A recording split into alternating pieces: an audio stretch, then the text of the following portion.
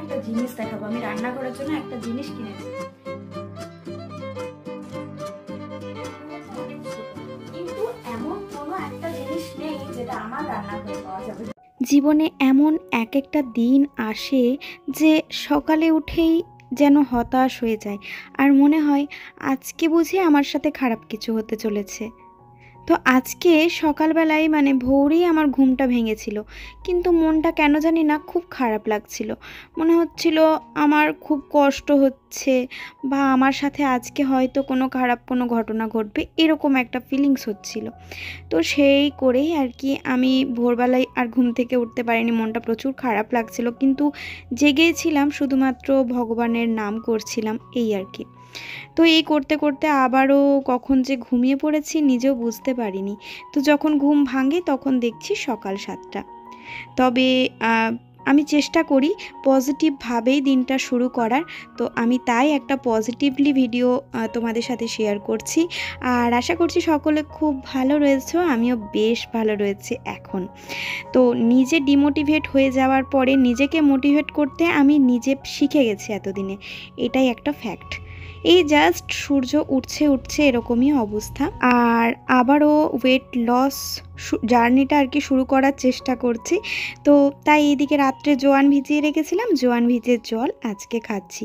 একটু হজমেও প্রবলেম হচ্ছিল, আসলে কয়েকদিন যাবৎ অনেক এটা ওটা খাওয়া হয়েছে, তাই সকালে উঠে খালি পেটে জোয়ান ভিজের জলটা খেলে কিন্তু একদম কনস্টিপেশনের কোনো রকম প্রবলেম থাকবে না। তো এইদিকে বানিয়ে নিয়েছি, তারপরে চা একদম চিনি ছাড়া লিকার চা আদা দিয়ে। তো এটা এখন খাবো আমন্ড আর সাথে হচ্ছে কিচমিচ দিয়ে। তারপর আজকে দিদিকে সকাল দিকে আসতে বলেছি, যখন দিদি আসবে তখন একটু দুধ চা বানিয়ে যদি আমার ইচ্ছে করে তখন আর কি খাবো। আসলে কি জানো তো, নিজের মনের কাছে সব কিছু, মনটাকে যেমনভাবে বোঝাবো মন কিন্তু সেরকমই চলবে। আর ওদিকে ও ঘুম থেকে উঠে চলে গেছিল মাছের বাজার, আর আমি বলেইছিলাম আজকে যে যদি কোনো জিওল মাছ পাও আজ কিন্তু নিয়ে আসবে। তো এই যে কই মাছ, আজকে ভালো কই পেয়েছে, দেশি কই, দেখো কত রকমের মাছ। আমি গেলে বোধহয় মাছের বাজার পুরো তুলে নিয়ে চলে আসতাম। যাই হোক, ওকে যেমন বলেছি সেটাই ও করে, মানে এক্সট্রা নিজের ইচ্ছে থাকলেও কিছু করে না, জানে যে পরে কিন্তু ঝাড় খেয়ে যাব। তো এই ভয়টা ওর কিন্তু মনে কাজ করেই। আর এদিকে ছেলে ঘুম থেকে উঠে গেছে, তো তারপরে আমি কিন্তু বিছানাটা এখন গুছিয়ে নিচ্ছি। ওইদিকে মশারিটা আর কি ওর বাবাই তুলে দিয়েছে আজকে, আর তারপর আমি কিন্তু এখানে বিছানাটাকে গুছিয়ে নিচ্ছি। আসলে জানো তো, মনটা যখন খারাপ থাকে তখন আমি চেষ্টা করি গান করে মনটাকে একটু ভালো রাখার, বা আমি মোটিভেশনাল বিভিন্ন স্পিচগুলোকে শুনি। তো সেই করেই আজ নিজেকে আমি মোটিভেট করেছি যে না, আমি আমার সংসারে নিজের কাজকর্মে ব্যস্ত থাকবো। আসলে জীবনে এমন কিছু টক্সিক মানুষ আছে, এই যারা আমাদের মধ্যে একদম মানে আমাদের অজান্তেই কিন্তু আমাদের মধ্যে নেগেটিভিটিতে ভর্তি করে দেয়। আমার লাইফেও সেরকম কিছু মানুষ রয়েছে যাদের সাথে আমি কথা বললে আমি নিজে কখন যে নেগেটিভ এনার্জি আমার মধ্যে গেইন হয়ে যায় আমি নিজেও বুঝতে পারি না। কিন্তু মুখ চোরা হলে যা হয়, মুখে তো কিছু বলতে পারি না, তাই কথাটা কিন্তু আমাদেরকে বলতেই হয়। তবে এই টক্সিক মানুষগুলোকে জীবন থেকে যতটা দূরে রাখা যায় ততটাই কিন্তু আমরা উপকৃত হব। এখন অনেকটা শিখে গেছি জানো, তবুও আস্তে আস্তে আরও যত দিন যাবে, আরও বয়স বাড়বে, মানুষ চিনতে জানতে শিখে যাব ঠিকই। তো এইদিকে নিয়ে এসেছে কই মাছ, বললামই তোমাদেরকে, তো দেখছি না খুব লাফাচ্ছে জানো তো, মানে একদম প্লাস্টিক সমেত, মনে হচ্ছে যে এক্ষুনি আর কি কিছু একটা হবে এরকম। আমি তো ভয় পেয়ে গেছি, ভাবলাম যে বোধহয় আর কেটে কুটে আনেনি, তাহলে গোটায় নিয়ে চলে এসেছে। তো তারপরে দেখছি যে না, কাটার পরেও আর কি দেখো এই যে মাছটা কিন্তু লাফাচ্ছে। বলে না যে মেয়েদের জীবন কিন্তু কই মাছের প্রাণের মতো, মেয়েদেরকে যতই আঘাত করা হোক না কেন মেয়েরা ঠিক সেই জায়গাতে অনড় থাকবে। আবার যদি একটু মনে রাগ হয়েও থাকে, দেখবে 5-10 মিনিট পরেই কিন্তু আমরা আবার নর্মাল হয়ে যাই। তাই মানুষ আমাদেরকে কষ্ট দিতে দুবারও ভাবে না, যে না এই মনটাই কষ্ট দেব, এই মানুষটা আমাকে এত ভালোবাসে, এত খেয়াল রাখে, তাকে আমি কষ্ট কিভাবে দেব, এটা কিন্তু ভাবতে আমরাই শেখাই না। আমরাই তাদেরকে আপন করে নিই যারা আমাদেরকে কষ্ট দেয়। তো এই করেই জীবন পেরিয়ে যাচ্ছে। আস্তে আস্তে হয়তো দিনগুলোকে কাটিয়েও দিতে পারবো। আমি কখনোই আমার মনের মধ্যে নেগেটিভিটিকে আসতে দিই না। চেষ্টা করি যে নিজেকে পজিটিভ রাখার। তবে একেক সময় এতটাই আঘাত পেয়ে যায় না, নিজেকে আবার ঘুরে দাঁড়াতে বেশ খানিকটা সময় লেগে যায়। তবে আমাকে সাহস দেওয়ার একটা মানুষ রয়েছে এই পৃথিবীতে, যেটা হচ্ছে আমার হাজব্যান্ড। আমি যখনই ভেঙে পড়ি, আমি যখনই দুর্বল হয়ে যাই মনের দিক থেকে, আমার একেক সময় এতটা খারাপ লাগে একেকটা মানুষের ব্যবহারে আর কি, আমি হঠাৎই যেন কাঁদতে শুরু করি। মানে আমি বসে আছি তো আমার চোখে জল চলে আসে, এইরকম আর কি। মানে সবাইকেই নিজের ভেবে নিই, তো এটাই একটা বিরাট প্রবলেম। তো সেই সময় আমি কাউকে না পাই, আমি কিন্তু আমার হাজব্যান্ডকে সব কথা বলি। আর দেখি ওকে বললে আমার মনটা অনেকটা হালকা হয়ে গেল, এবং ও আমাকে এমন কিছু পজিটিভ কথাবার্তা বলে যার জন্য কিন্তু আমি নিজের মনে অনেকটা এনার্জি পাই। তো এই মানুষটার জন্যই বলতে পারো আজকে আমার মধ্যে যতটুকুনি পজিটিভিটি রয়েছে। আর চেষ্টা করব সারা জীবন এইভাবেই আর কি আমরা একে অপরকে বুঝে চলার। তো এইদিকে প্রথমেই ছেলের টিফিনটা বানিয়ে নিচ্ছি, আর ওকে আর কি আজকে দেবো নুন সুজি। তাড়াতাড়ির মধ্যেও যে বললাম দেরি হয়ে গেছে ঘুম থেকে উঠতে, তারপরে মনটা একটু খারাপ ছিল, তো তাই আর কি একটু বসে বসে এই করে করে সময়টা আর কি একটু বেশি লেগে গেল আজকে। তো এইদিকে নুন সুজিটা খেতেও খুবই ভালোবাসে, তাই ভাবলাম যে চটজলদি কী বা বানিয়ে দিই, তাহলে একটুখানি নুন সুজি বানিয়ে দিই। আর কালো আঙ্গুর আর কি আনা ছিল, তো সেটাই ধুয়ে দিচ্ছি। এটা স্মল টিফিনে। আমি দেখেছি ছেলে যখন স্কুল থাকে তখন কিন্তু ওর রুটিন সমস্ত একদম ঠিকঠাক থাকে, আর যখনই এদিক ওদিক কোথাও যাওয়া হয় ওর না ফল টলগুলো একদমই টোটালি অফ হয়ে যায়, একটা ভীষণ শিডিউলটা চেঞ্জ হয়ে যায়। তো এর জন্যই আমি চেষ্টা করি সবসময়ই যে ওকে বাইরে কম বের করার। তবে সব জায়গা তো যেতেই হবে, কিছু তো করার নেই, তাই না? তো এইদিকে বানাবো আর কি কই মাছের ঝোল আজকে।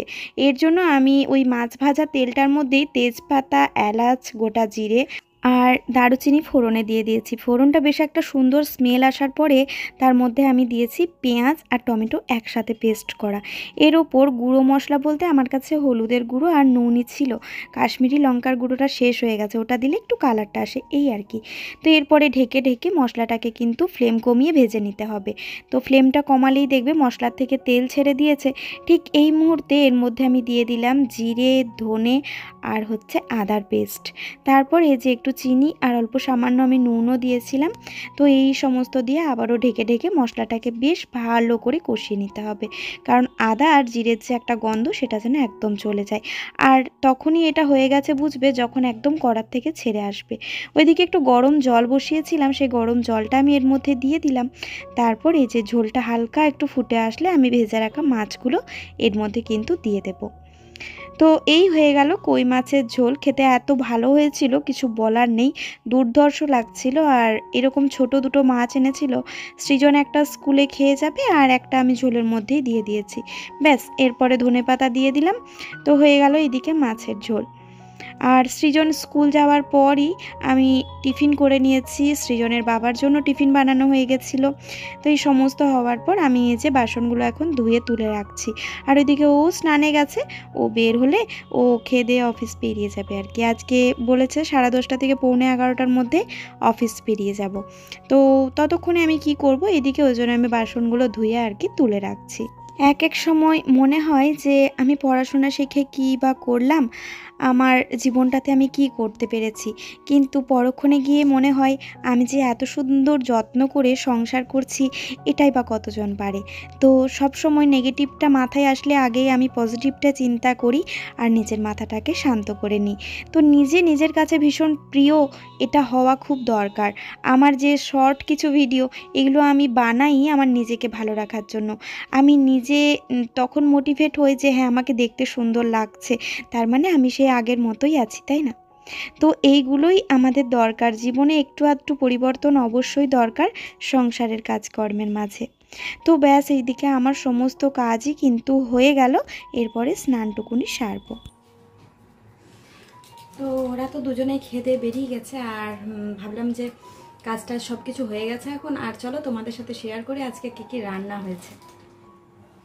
তো এইখানে রয়েছে ভাত, আর হচ্ছে লাউ পোস্ত করেছিলাম, সৃজন ওর বাবা দুজনে খেয়ে চলে গেছে, তো এইটাই রয়েছে আর কি অবশিষ্ট। এটাতে একটু মশলা কষা তুলে রেখেছি। আর এখানে একটু আলুর সবজি রয়েছে, এখানে রয়েছে নিম বেগুন, আমার তো ভীষণ ফেভারিট। আর সাথে রয়েছে মাছের ঝোল। তো ব্যাস এই দিয়ে আজকে লাঞ্চ আমি কমপ্লিট করবো। আগে স্নানটা করে নিই, তারপর লাঞ্চটা করি, তারপর তোমাদের সাথে দেখা হচ্ছে। টাটা। বলো তো, স্নান টান করে একটু এডিট করলাম ভিডিওটা, তো দেখছি ভিডিওটা আমি শেষ করিনি তোমাদের সাথে। তো তাই আর কি এখন এই যে ভিডিওটা শেষ করবো আর তোমাদেরকে না একটা জিনিস দেখাবো। আমি রান্নাঘরের জন্য একটা জিনিস কিনেছি, তো সেটা তোমাদের সাথে শেয়ার করব। তার আগে দেখো, এই যে অনেকটা নিম পাতা আমি এর আগের বারে যে রানীগঞ্জ যাওয়ার আগে নিয়ে এসেছিলাম, সেটা আমার পুরো নষ্ট হয়ে গেছে। মানে ওটা আমার ঝুড়ির মধ্যে, এই যে এই ঝুড়িটার মধ্যে রাখা ছিল, তো এটার মধ্যে দেখবে রয়ে গেছে, কিন্তু এটা এখনো ফেলে দেওয়া হয়নি, এটা ইউজ করা যাবে না। তো আজকে আবার নিয়ে এসেছি এটা, তো এটাকে আর কি বেছে কুটে রাখবো। এখন জাস্ট খুলে ধুয়ে নেবো, কারণ এখন তো আর শুকাবে না। তো এখন জাস্ট ধুয়ে কালকে থেকে রোদ দিলেই, যা রোদ দিচ্ছে একদিন, খুব জোর 2 দিন। তো চলো তোমাদের সাথে সেই জিনিসটা শেয়ার করি, যেটা বাপের বাড়ি থেকে ঘুরতে গেছিলাম শুশুনিয়া, তো সেখান থেকে নিয়ে এসেছি, ফেলেই দিয়েছি। আর আজকে আমি নিম রান্না করেছিলাম, তো এখান থেকে নিয়েছিলাম একটুখানি। ফ্ল্যাশটা অন করি, ফ্ল্যাশ অন না করলে না কেমন যেন ভিডিওর কোয়ালিটিটা মনে হয় ভালো না, এরকম লাগে আর কি।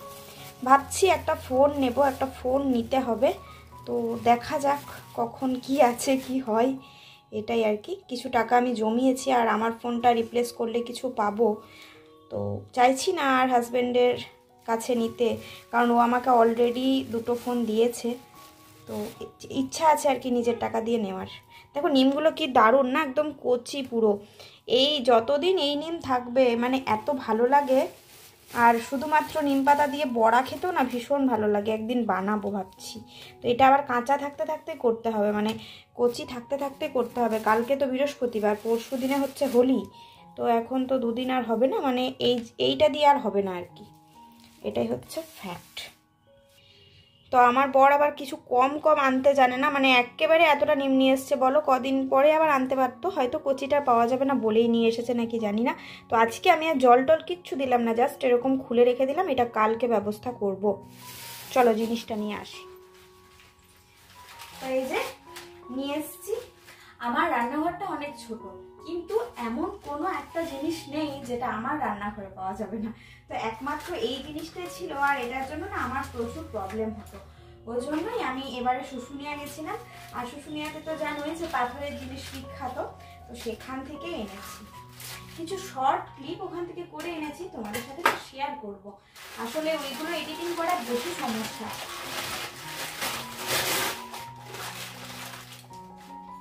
সুন্দর ছোট্ট মতো নোড়াটা, আর পুরো খাঁজ কাটা, হয়তো বাড়তে বাড়তে ঠিক হয়ে যাবে। আমার তো খুব পছন্দ হয়েছে।